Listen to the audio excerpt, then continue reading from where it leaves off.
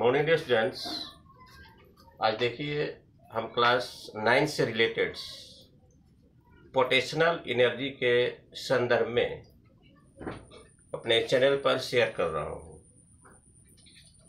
Potential energy होता है क्या? आप यहाँ देखिए, मैं लिखा हूँ derivation of the formula for the gravitational potential energy. The gravitational potential energy of a body can be obtained by the calculating the work done by the body while falling to the grounds under gravity. This is the done as the follow. Let a body of the mass m be placed at the height h above the grounds.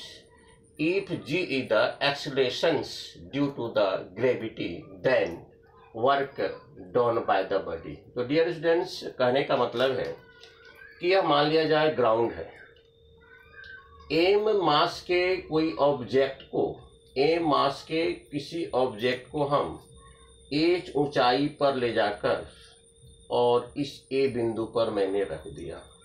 जब रख दिया तो पृथ्वी का gravitation acceleration उस पर work करता है, जिसके कारण ग्रेविटेशनल फोर्स को हम लोग कहते हैं mg। Gravity due to the gravity force is the generated by the gravity force is mg।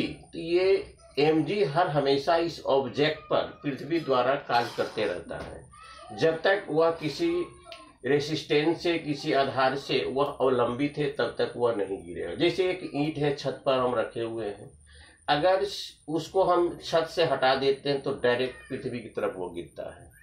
तो which energy is the store due to the stationary objects, due to the stationary of the object या in rest of the object।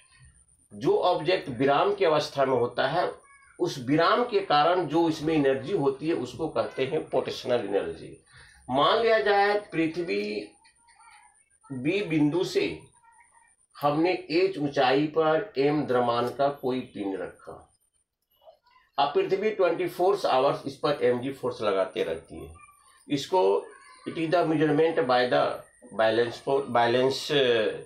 Spring balance, मैंने हम लोग आपका कमानेदार तुला से ही माप सकते हैं इस वेट को। तो पृथ्वी ने वर्टिकल रूप में mg फोर्स 24 आवर्स लगाती है। अब भाई अगर इसको हम फॉलिंग करते हुए जो इस पर अट्रैक्शन फोर्स पृथ्वी का लग रहा, उसने इतना डिस्टेंस h डिस्टेंस काम करके ट्रेवल करके यहाँ तक वो पहुंचा है।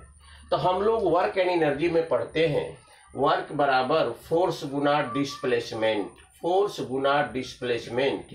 तो फोर्स डियर स्टूडेंट, फोर्स यहाँ पर mg है और h जो है उसके द्वारा and the distance travel by the object, at distance travel by the object h है।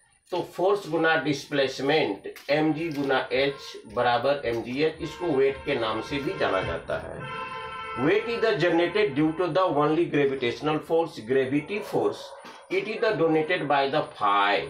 इसको हम लोग E द्वारा भी, E बराबर mgh एनर्जी और it is the denoted by the phi, phi के द्वारा हम इसको डोनेटेड करते हैं। Work done by a body falling from the certain height, derivation of the formula of the gravitational potential energy।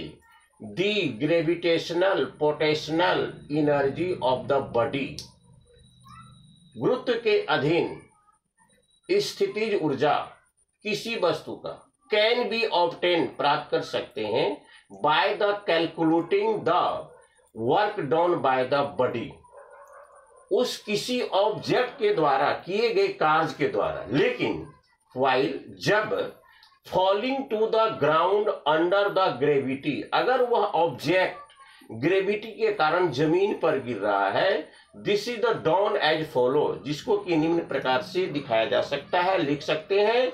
Late a body of mass, मान लिया जाए कि एम द्रव्यमान का कोई पिंड है जो कि मैंने यहां पर सिचुएटेड किया है और जमीन से h ऊंचाई पर है, and be placed at the height h above the ground. मैंने इसे h ऊंचाई पर ले जाकर यहाँ पर रख दिया रखने के कारण पृथ्वी तो हमेशा ग्रेविटी एक्सलेशन लगाती ही है, जिसके कारण इसमें वेट बन जाता है mg।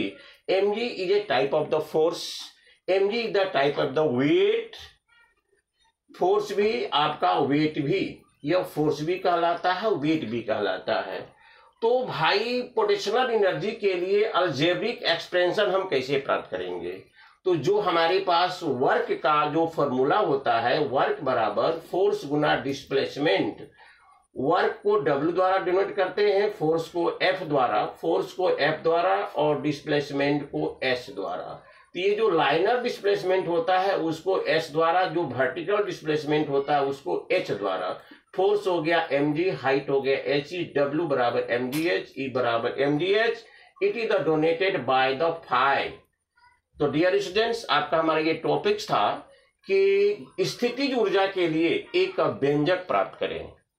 How can you obtain a algebraic expression for the potential energy? जो मैंने लिटरेचर में लिखा एक बार फिर सुन लीजिए। The gravitational potential energy of the body can be obtained by the calculating the work done by the body while falling to the ground under gravity. This is done as follow. Let us say body of the mass m be placed at the height h above the ground. If g is the accelerations due to the gravity, then तो g करते हैं gravity acceleration के लिए, जो कि gravity के चलते object में त्वरण उत्पन्न होता है उसे g द्वारा। जो लाइनर वेलोसिटी में रोड पर, सड़क पर जो कि डिस्प्लेसमेंट होने के कारण फोर्स के द्वारा जो होता है लाइनर पथ पर, उसके लिए हम लोग ए द्वारा डिनोटेड करते हैं। तो डियर स्टूडेंट्स, आज का टॉपिक हमारा समाप्त हुआ। मैं आपसे उम्मीद करूंगा कि आप हर संभव मुझे सहयोग करेंगे और मेरे चैनल को सब्सक्राइब करते हुए हर हमेशा मुझे प्रोत्साहित करने का कृपा करेंगे। Thank you very much.